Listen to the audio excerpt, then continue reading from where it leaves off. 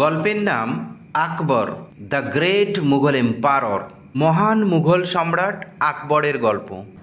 আকবর আকবর ছিলেন one of the greatest emperor, একজন শ্রেষ্ঠ সম্রাট অফ দ্য মুঘল ডাইনাস্টি।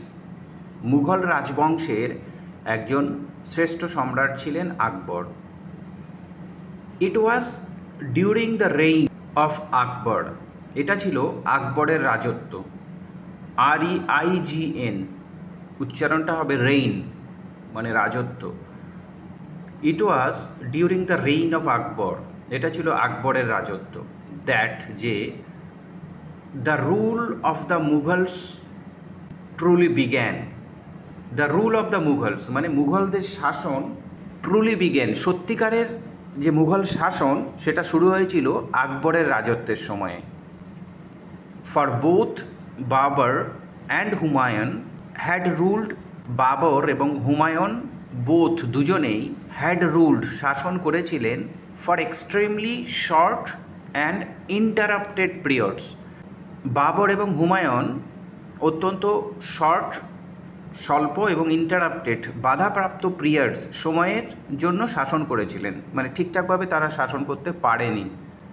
তো সত্যিকারের শাসনটা শুরু হয়েছিল আকবরের সময় থেকে। Akbar was a minor at the time of his father's death. Akbar ছিলেন নাবালক at the time of his father's death, তার বাবার মৃত্যুর সময়। অ্যান্ড এবং was under the guardianship of Bairam Khan, এবং আকবর বৈরাম খানের অভিভাবকত্বের আন্ডারে ছিলেন। যেহেতু তার বাবা মারা গিয়েছিল, আকবর যখন খুব ছোট ছিল, তো তার দেখাশোনার দায়িত্ব এবং তার সাম্রাজ্যের দায়িত্ব নিয়েছিলেন Bairam Khan. Soon after succeeding to the throne, সিংহাসনে আরোহণ করার পরেই Akbar had to firmly establish Mughal authority. Akbar had to firmly establish, Akbar দৃঢ়ভাবে প্রতিষ্ঠা করতে চেয়েছিলেন মুঘল অথরিটি, মুঘল কর্তৃত্ব। অ্যান্ড রিগেইন, পুনরুদ্ধার করতে চেয়েছিল দ্য টেরিটরিজ, অঞ্চলগুলি ইট হ্যাড লস্ট, যেটা তারা হারিয়ে ফেলেছিল। বাবর এবং হুমায়ুনের সময়ে যে অঞ্চলগুলি তারা যুদ্ধে হারিয়ে ফেলেছিল সেগুলিকে আবার পুনরুদ্ধার করতে চেয়েছিল আকবর সিংহাসনে বসার পরেই। হিজ এনিমিস, তার শত্রুরা চ্যালেঞ্জড হিজ রুল, তার শাসনকে চ্যালেঞ্জ করেছিল। অ্যান্ড এবং অ্যানাদার হিস্টোরিক ব্যাটল, আরেকটি ঐতিহাসিক যুদ্ধ ওয়াজ হ্যাপেন্ড, সংগঠিত হয়েছিল অ্যাট পানিপথে। One in which Akbar emerged, যেটাতে আকবর হয়ে উঠেছিল ভিক্টোরিয়াস, বিজয়ী। অ্যান্ড এবং ফার্মলি স্টাবলিশড, এবং দৃঢ়ভাবে প্রতিষ্ঠা করেছিল the Mughal power, Mughal Shakti, as the dominant power in India, ভারতে প্রভাবশালী শক্তি হিসাবে প্রতিষ্ঠা করেছিল পানিপথের যুদ্ধে জয়লাভ করে আকবর, যেটি একটি ঐতিহাসিক যুদ্ধ ছিল, historic battle. Akbar was still under the guardianship of Bairam Khan, Akbar তখনও বৈরাম খানের তত্ত্বাবধানে ছিলেন। বাট কিন্তু নাও উইশড, কিন্তু তারপর চেয়েছিলেন টু বিকাম, হতে আ ফুল ফ্লেজড মানে পূর্ণাঙ্গ কিং, সম্পূর্ণ রাজা হয়ে উঠতে চেয়েছিলেন। ইন হিজ ওন রাইট, নিজের অধিকার সে রাজা হয়ে উঠতে চেয়েছিল, আর বৈরাম খানের তত্ত্বাবধানে থাকতে চায়নি। বৈরাম খান ওয়াইল প্রোভাইডিং, যখন দিয়েছিল বা প্রদান করেছিল ইনভ্যালুয়েবল সার্ভিস, অমূল্য সেবা দিয়েছিল আকবরকে এবং মুঘল সাম্রাজ্যকে। Had begun behaving in a high handed manner, had begun মানে শুরু করেছিল, বৈরাম খান শুরু করেছিল বিহেভিং ব্যবহার করা, in a high handed manner উদ্ধত আচরণ শুরু করেছিল মুঘল সাম্রাজ্যের উপরে। যেহেতু পুরো মুঘল সাম্রাজ্য তার আন্ডারে ছিল, তাই সে উদ্ধত আচরণ শুরু করেছিল। হুইচ হ্যাড রেজাল্টেড, যার ফল হিসাবে ইন মেনি এনিমিস, মানে অনেক শত্রু হয়ে উঠেছিল বৈরাম খানের। ইন 1560, 1560 সালে আকবর এক্সপ্রেসড, আকবর প্রকাশ করেন হিজ ডিজায়ার, তার ইচ্ছা, টু টেক ওভার করার জন্য বা সম্পূর্ণভাবে নিজে দায়িত্ব নেওয়ার জন্য, টু বৈরাম খানের থেকে, হু রিলুকট্যান্টলি অ্যাগ্রিড, যিনি অনিচ্ছা সত্ত্বেও রাজি হয়েছিলেন, মানে বৈরাম খান রিলুকট্যান্টলি অ্যাগ্রিড, অনিচ্ছা সত্ত্বেও রাজি হয়েছিলেন, and prepared to leave the empire, এবং সাম্রাজ্যকে ছেড়ে দিতে প্রস্তুত হয়েছিল আকবরের উপরে দিয়ে দেওয়ার জন্য। Akbar made the tactical mistake, Akbar made মানে আকবর করেছিলেন দ্য ট্যাকটিক্যাল মিস্টেক, কৌশলগত ভুল, অফ অ্যাপয়েন্টিং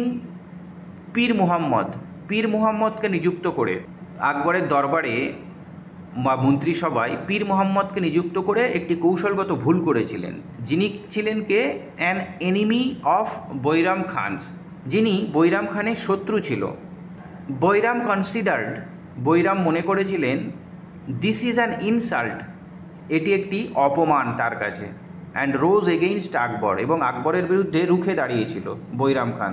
যেহেতু আকবর পীর মুহাম্মদকে নিযুক্ত করেছিল, যিনি কিনা আবার এনিমি ছিল, শত্রু ছিল বৈরাম খানের, বৈরাম খান মানে বৈরাম খান মনে করলেন যে এটা একটি তার কাছে ইনসাল্ট, অপমান, অ্যান্ড রোজ এগেইনস্ট আকবর, এবং আকবরের বিরুদ্ধে তিনি গর্জে উঠলেন বা রুখে দাঁড়ালেন আর কি।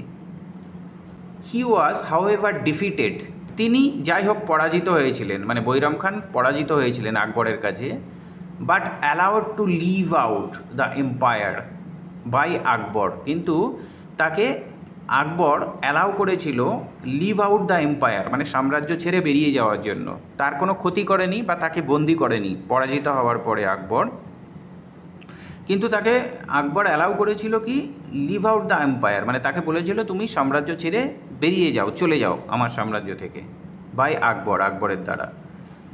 Because of the tremendous services, অসাধারণ সেবার কারণে, হি হ্যাড গিভেন টু আকবর, যেটা তিনি আকবরকে দিয়েছিলেন, মানে বৈরাম খান আকবরকে ট্রিমেন্ডাস সার্ভিস দিয়েছিলেন, অসাধারণ সেবা করেছিলেন ছোটোবেলা থেকে সম্পূর্ণ রাজা হওয়া পর্যন্ত, তাই সেই কারণে, সেই অসাধারণ সেবার কারণে আকবর তাকে মারেনি বা হত্যা করেনি বা বন্দি করেনি, তাকে বলেছিল সাম্রাজ্য ছেড়ে বেরিয়ে যেতে।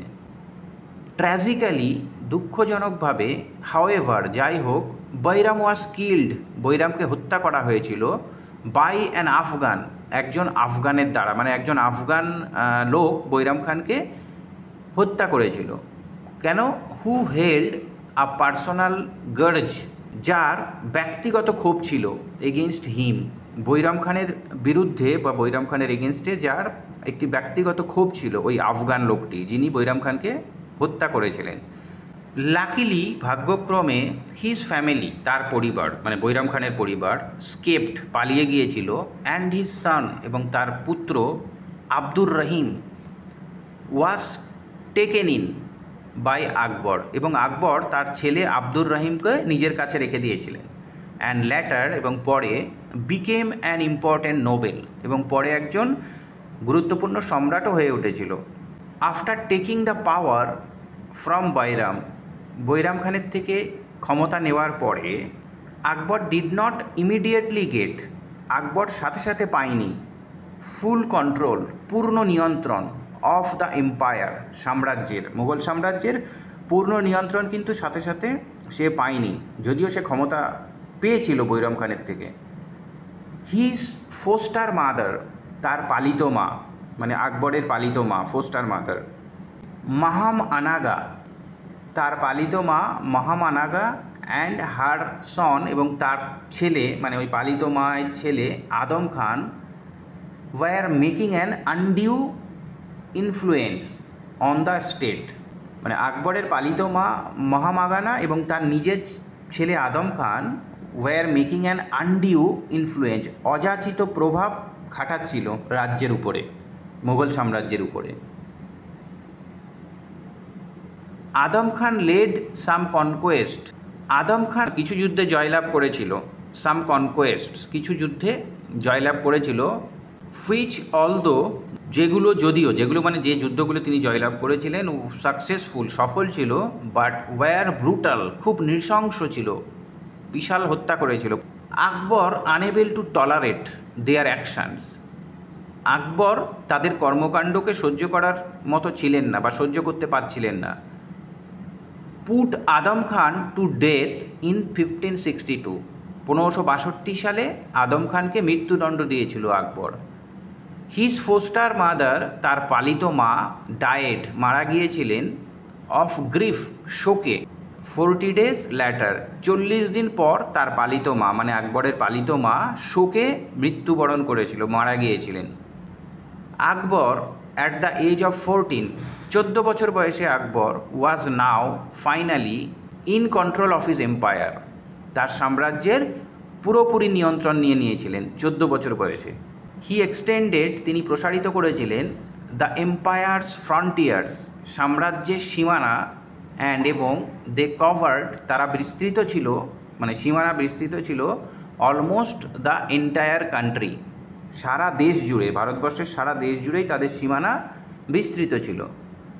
আন্ডার আকবর, আকবরের অধীনে, দ্য মুঘল এম্পায়ার, মুঘল সাম্রাজ্য, রিচড ইটস পিক, এর শীর্ষে পৌঁছেছিল, উইথ ইটস ইনফ্লুয়েন্স, যার প্রভাব, এক্সটেন্ডিং, বিস্তৃত হয়েছিল, টু অলমোস্ট, প্রায়, all parts of the country, দেশের সমগ্র অংশেই তার প্রভাব পড়েছিল।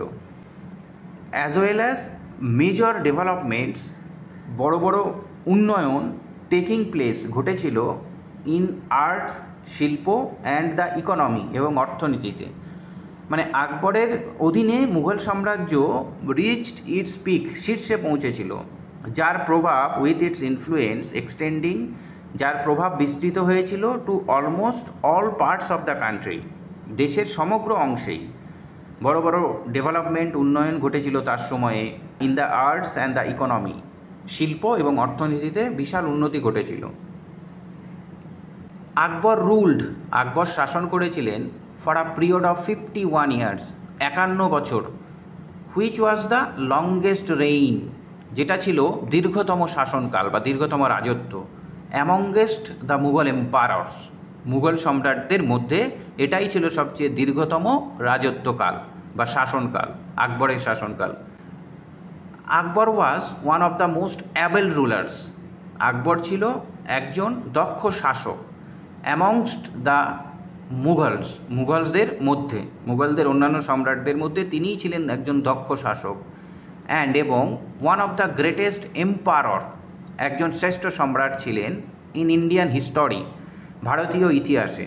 আকবর ওয়াজ আ ভেরি ওয়াইজ, আকবর ছিলেন খুব জ্ঞানী, অ্যান্ড ওপেন মাইন্ডেড, এবং মুক্তমনা রুলার, শাসক। আকবর খুব জ্ঞানীও ছিলেন এবং খুব মুক্তমনা শাসক ছিলেন। উইথ আ সাউন্ড ক্যারেক্টার, খুব সুদৃঢ় চরিত্র ছিল তার। হি ওয়াজ অ্যান অ্যাবেল অ্যাডমিনিস্ট্রেটর, তিনি ছিলেন একজন দক্ষ প্রশাসক, অ্যাজ ওয়েল অ্যাজ, এবং আ ক্যাপাবেল সোলজার, একজন দক্ষ সৈনিক। হি পজেসড, তিনি অধিকারী ছিলেন, ট্রিমেন্ডাস কারেজ, অসাধারণ সাহসের অধিকারী ছিলেন তিনি। অফেন রিস্কিং, প্রায় ঝুঁকি নিতেন, হিজ লাইফ, তার জীবনের, অ্যান্ড এবং ওয়াজ অলসো এক্সট্রিমলি স্ট্রং, এবং খুব শক্তিশালীও ছিলেন। হি ওয়াজ কাইন্ড, তিনি ছিলেন দয়ালু, and despite being a great conqueror, একজন মহান বিজয়ী হওয়া সত্ত্বেও, despite being a great conqueror, মহান বিজয়ী হওয়া সত্ত্বেও, হি ওয়াজ নট ক্রুয়েল, তিনি নিষ্ঠুর ছিলেন না, টু দোজ, তাদের প্রতি, হুম হি হ্যাড ডিফিটেড, যাদের তিনি পরাজিত করতেন যুদ্ধে, যেই সমস্ত সম্রাট বা রাজাদের প্রতি তিনি নিষ্ঠুর ছিলেন না। ইউজুয়ালি, সাধারণত, আকবর ওয়াজ নট ভেঞ্জিফুল, আকবর প্রতিহিংসা পরায়ণ ছিলেন না, ভেঞ্জিফুল মানে প্রতিহিংসা পরায়ণ ছিলেন না, টু দোজ, তাদের প্রতি, হু রেবেল্ড, যারা বিদ্রোহ করত, এগেইনস্ট হিম, তার বিরুদ্ধে, আকবরের বিরুদ্ধে যারা বিদ্রোহ করত, তাদের প্রতি তিনি প্রতিহিংসা পরায়ণ ছিলেন না, এক্সেপ্ট ইন সার্টেন কেসেস, কিছু ক্ষেত্র ছাড়া, মানে কিছু কিছু ক্ষেত্র ছাড়া বেশিরভাগ ক্ষেত্রে তিনি প্রতিহিংসাপরায়ণ ছিলেন না সেই সব বিদ্রোহ রাজা বা সম্রাটদের প্রতি। আকবর পজেসড, আকবর অধিকারী ছিলেন ট্রিমেন্ডাস ভিশন, সেলফ কন্ট্রোল, আত্মনিয়ন্ত্রণ, অ্যান্ড এবং হ্যাড এক্সেলেন্ট ম্যানার্স, এবং চমৎকার আচরণ ছিল তার। হি ওয়াজ সেইড, তাকে বলা হতো to have been very charming, অত্যন্ত মনোমুগ্ধকর হিসাবে তাকে গণ্য করা হতো আকবরকে, বা তাকে বলা হতো। অ্যান্ড এবং ওয়াজ প্রেইজড বাই অল, এবং সকলের দ্বারা তিনি প্রশংসিত হতেন। Those who came in contact with him, যারা তার সংস্পর্শে এসেছিলেন, যে সমস্ত লোক আকবরের সংস্পর্শে এসেছিলেন তারা সকলেই তার প্রশংসা করতেন। Akbar had a wise and able courtier, Akbar একজন জ্ঞানী এবং দক্ষ সভাসদ ছিলেন। অ্যাবেল কোর্টিয়ার, দক্ষ সভাসদ ছিলেন, কল্ড বীরবল, যার নাম ছিল বীরবল। অ্যান্ড এবং দেয়ার আর মেনি স্টোরিজ, অনেক গল্প আছে about the interactions between Akbar and Birbal, Akbar এবং বীরবলের মধ্যে অনেক ইন্টারাকশানস, ক্রিয়া প্রতিক্রিয়ার গল্প রয়েছে, প্রচুর গল্প আমরা শুনতে পাই না আকবর বীরবলের গল্প। হু, যিনি, যিনি মানে কে Birbal, would of and provide, সবসময় প্রদান করতেন, দিতেন, সাউন্ড ইনসাইটস, সঠিক ধারণা, into the various problems to Akbar, Akbar বিভিন্ন সমস্যার তিনি সঠিক ধারণা দিতেন বা সঠিক সমাধান দিতেন। Akbar also closely monitored his diet, Akbar তার খাদ্যাভ্যাসের উপরেও ক্লোজলি মনিটরড মানে খুব ভালোভাবে নজর রাখতেন। অ্যান্ড এবং এট মডারেটলি, এবং পরিমিত খাবার খেতেন, এবং খাদ্যাভ্যাসের উপরে তিনি খুব নজর রাখতেন। অলদো, যদিও, Akbar did not know, Akbar জানতেন না how to read and write, Akbar পড়ালেখা জানতেন না। বাট, কিন্তু, ওয়ান ক্যানট সে, কেউ বলতে পারবে না, দ্যাট যে he was not a learned man, তিনি একজন শিক্ষিত লোক নন, কেউ এটা বলতেই পারবে না, যদিও তিনি লেখাপড়া করেননি। হি হ্যাড আ কিন ইন্টারেস্ট অফ লিটারেচার, তার সাহিত্যের প্রতি গভীর আগ্রহ ছিল, অ্যান্ড ফিলোসফি, এবং দর্শনের প্রতি। হি মেইনটেন্ড, তিনি মেইনটেন করতেন, আ লার্জ লাইব্রেরি, একটি বিশাল লাইব্রেরি অফ বুকস, যেখানে প্রচুর বই ছিল, অ্যান্ড এবং এনগেজড পিপল, এবং লোকেদেরকে নিযুক্ত করত, to read books to him, তাকে বই পড়ে শোনানোর জন্য লোকেদেরকে তিনি নিযুক্ত করতেন সেই লাইব্রেরিতে। হিজ আন্ডারস্ট্যান্ডিং, তার বোধগম্যতা, অফ হোয়াট হি হার্ড, তিনি যা শুনেছেন সেটার প্রতি তার বোধগম্যতা, ওয়াজ সো শার্প, ছিল খুব প্রখর, মানে তিনি যা শুনতেন সেটার প্রতি তার বোধগম্যতা খুব শার্প ছিল, প্রখর ছিল।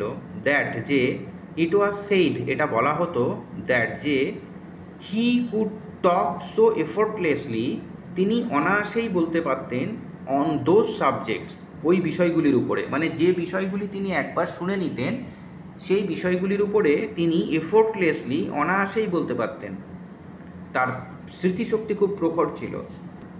আকবর ওয়াজ অলসো আ কিন প্যাট্রন, আকবর একজন আগ্রহী পৃষ্ঠপোষকও ছিলেন, কিসের? অফ আর্ট অ্যান্ড আর্কিটেকচার, শিল্প এবং স্থাপত্যের প্রতি তিনি গভীর পৃষ্ঠপোষক ছিলেন তার। অ্যান্ড মেনি সাচ ওয়ার্কস, অনেক এই ধরনের কাজ, ফ্লারিস্ট ইন হিজ টাইম, তার সময়ে সমৃদ্ধ লাভ করেছিল শিল্প এবং স্থাপত্য ক্ষেত্রে। আকবর ছিলেন এক্সট্রিমলি টলারেন্ট, অত্যন্ত সহনশীল ছিলেন, টু রিলিজিয়ান এভিডেন্ট, ধর্মের প্রতি, যে কোনো ধর্মের প্রতি তিনি খুব সহনশীল ছিলেন।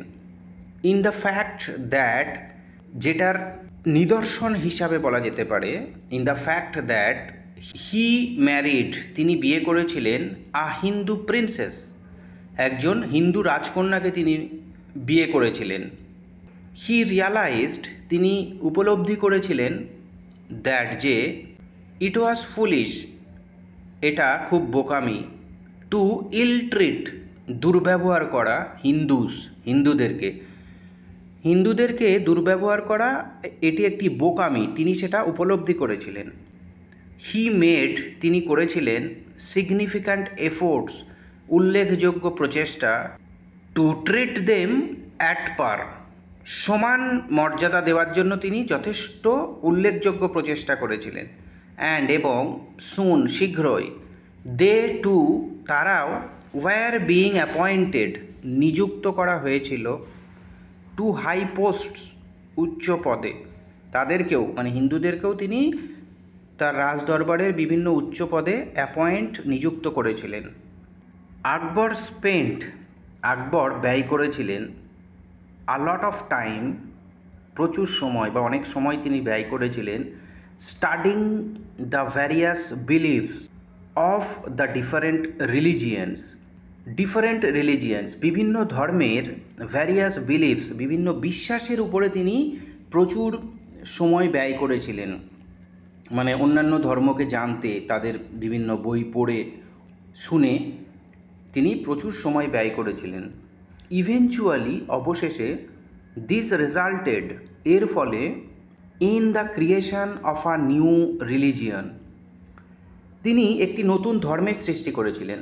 অবশেষে বিভিন্ন ধর্মের বইপত্র পড়ে শুনে বিভিন্ন বিশ্বাসের প্রতি আকৃষ্ট হয়ে তিনি একটি নতুন ধর্মের সৃষ্টি করেছিলেন, অফ হিজ ওন, তার নিজের ধর্ম ছিল সেটা, কল্ড দিন ই ইলাহি, যেটাকে বলা হতো দিন ই ইলাহি। দিন ই ইলাহি combined features from various religions, দিন ই ইলাহি মধ্যে ভ্যারিয়াস রিলিজিয়ান্স, বিভিন্ন ধর্মের বৈশিষ্ট্যগুলি একত্রিত ছিল। On the idea of that, সেই ধারণার উপরে, রিগার্ডলেস নির্বিশেষে, of what religion you follow, আপনি যে ধর্মই অনুসরণ করুক না কেন, গড ইজ ওয়ান, ঈশ্বর ভগবান আল্লাহ সব একই। এই আইডিয়া, এই ধারণার উপর ভিত্তি করে তিনি সমস্ত ধর্ম নির্বিশেষে নতুন একটি ধর্মের সৃষ্টি করেছিলেন। সেই ধর্মের নাম ছিল দিন ই ইলাহি। আকবরস লাস্ট ইয়ার্স, আকবরের শেষ বছরগুলি মানে জীবনের শেষ বছরগুলি, ব্রট নিয়ে এসেছিল গ্রেট গ্রিফ, অত্যন্ত দুঃখ নিয়ে এসেছিল তার জীবনের শেষ বছরগুলি, মানে মারা যাওয়ার আগের কিছু বছর, টু হিম, তার কাছে, আ বিলাভড ফ্রেন্ড, একজন প্রিয় বন্ধু, অ্যান্ড নোটেবল পোয়েট, বিখ্যাত কবি, ফয়জি ডায়েড ইন 1595, 1595 সালে তিনি মারা গিয়েছিলেন। বিখ্যাত কবি এবং তার সবচেয়ে কাছের বন্ধু ছিল। আকবরস সন সেলিম, আকবরের ছেলে Selim, later known as Jahangir, পরে যিনি জাহাঙ্গীর নামে পরিচিত হয়েছিল, eager to take over the throne, সিংহাসন দখল করার জন্য খুব আগ্রহী হয়ে উঠেছিল। সেট হিমসেলফ আপ, নিজেকে প্রতিষ্ঠিত করার জন্য, অ্যাজ অ্যান ইন্ডিপেন্ডেন্ট কিং, একজন স্বাধীন রাজা হিসাবে নিজেকে প্রতিষ্ঠিত করতে সেলিম বা জাহাঙ্গীর সিংহাসন দখল করার জন্য খুব আগ্রহী হয়ে উঠেছিল। অ্যান্ড এবং বিজ্ঞান শুরু করেছিল, প্লটিং ষড়যন্ত্র, টু ওভারথ্রো আকবরকে উৎখাত করার জন্য ষড়যন্ত্রও শুরু করেছিল তার ছেলে Selim caused much pain to his father, Selim তার বাবাকে অনেক কষ্ট দিয়েছিল। ওয়েন, যখন, he got another close friend and poet, যখন হি গট মানে আকবরের কথা বলা হচ্ছে, অ্যানাদার ক্লোজ ফ্রেন্ড, আরেকজন কাছের বন্ধু এবং কবি, আবুল ফজলকে মার্ডার করা হয়েছিল, হত্যা করা হয়েছিল, তখন তিনি আরও কষ্ট পেয়েছিলেন। ফাদার অ্যান্ড সন স্পেন্ট, বাবা এবং ছেলে মানে আকবর এবং সেলিম কাটিয়েছিল the last couple of years, শেষ কয়েক বছর, উইদাউট সিইং ইচ আদার, একে অপরকে না দেখেই কাটিয়েছিল। আকবর ডায়েড অন 1605, আকবর 1605 খ্রিস্টাব্দে মারা গিয়েছিল। Thanks for watching the video. If you love English and want to learn English, please do subscribe my channel. Thank you so much.